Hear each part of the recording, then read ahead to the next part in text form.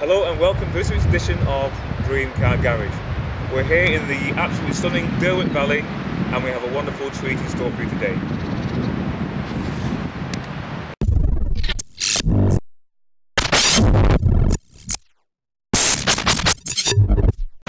Let's take a look around this car. Now, whether something has an appealing shape or not is always going to be debatable. After all, beauty is in the eye of the beholder. With the C43, however, I don't think that this is a Marmite sort of car, one that will bring about really strong feelings of love or loathe. It's not a drop the gorgeous supermodel, no one would accuse it of that, but it's also not the other friend on a blind date that has to get by on a really good personality. I will concede that this car's very macho looks are probably not going to be to everyone's taste, but for me, I just love its compact muscularity. It's kind of Mike Tyson in a suit. The suit giving you the illusion of sophistication, but you can see the build of the brute beneath. It's a subtle car, but for those in the know, the smattering of AMG decals, just like the M badge on the BMW, and the AMG logo chrome-plated twin tailpipes, are all they need to see to know the power this car possesses.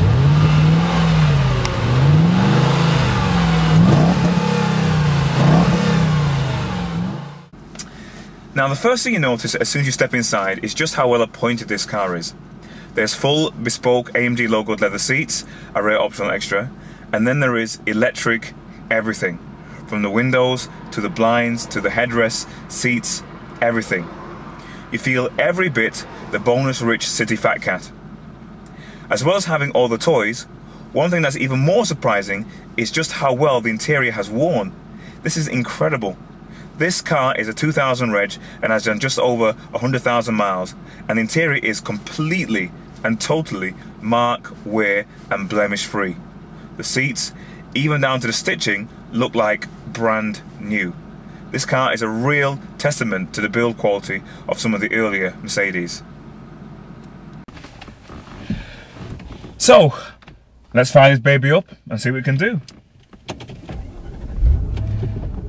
Now, the first thing we notice as soon as we fire it up is the sound of the engine, which is, for me, my favourite part of this car. It's just a really nice, low, woofly sound to the engine. Now, I'm not no real anorak that's going to get all crazy over the sound of the engine, but this one really does sound nice. It's sort of a cross between Barry White and Luther Vandross, if they were engine sounds, which of course they're not. They're both dead as well, but we digress. So we fire this baby up. Now let's take it for a spin, see what it's like.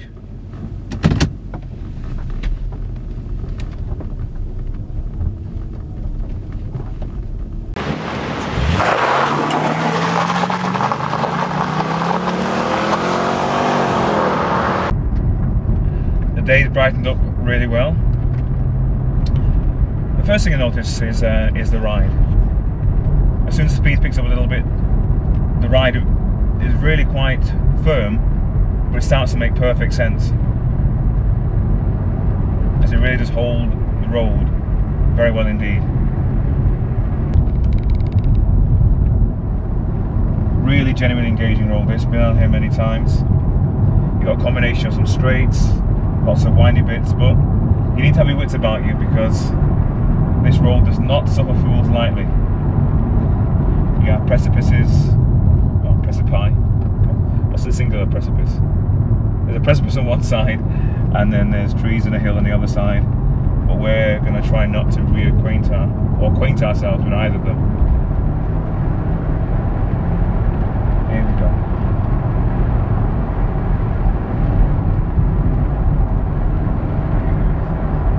Around these bends, the car really does hang on very well. I mean, it's a public road, so I'm not going to go crazy. I don't want to drift it back out. I mean, for a big executive super saloon, it's handling the twisters very well. It is much more at ease on the put your foot down, mash to the floor, catapult into the distance stuff, but it's nice to know that when the road gets wiggly, when the going gets tough, AMG tuned suspension is still right there with you. Good to know you have particularly powerful brakes as well.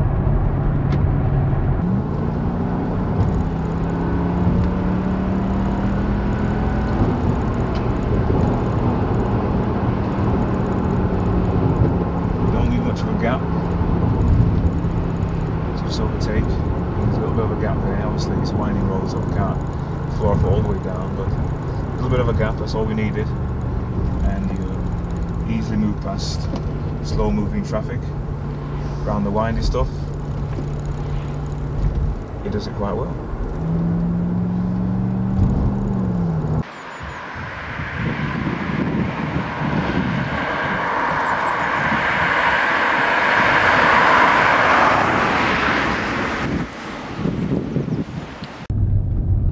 And here we are, full circle, back at Derwent Valley, where we started.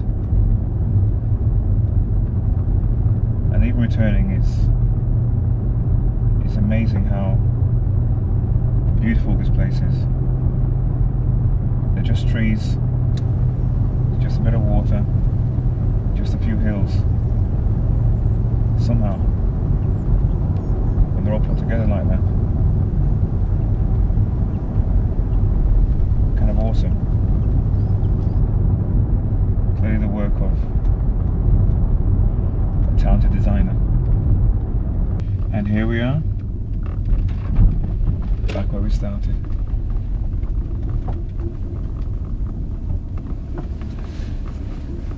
So, what do you reckon? It's quite an amazing car. It's got everything you could want. It's got some practicality. It's got the performance. It's got the luxury. In my opinion, it's got the looks. It's compact, squat. It's a very, very good all-rounder. And if you drive it halfway sensibly, it will even deliver decent miles per gallon. It's a car for every man. It can do the shopping route. It can do the B&Q route. And it can also do the Autobahn blast. It's an everything car. It's very, very well made. So what do you reckon? Dream car? Thumbs up, thumbs down?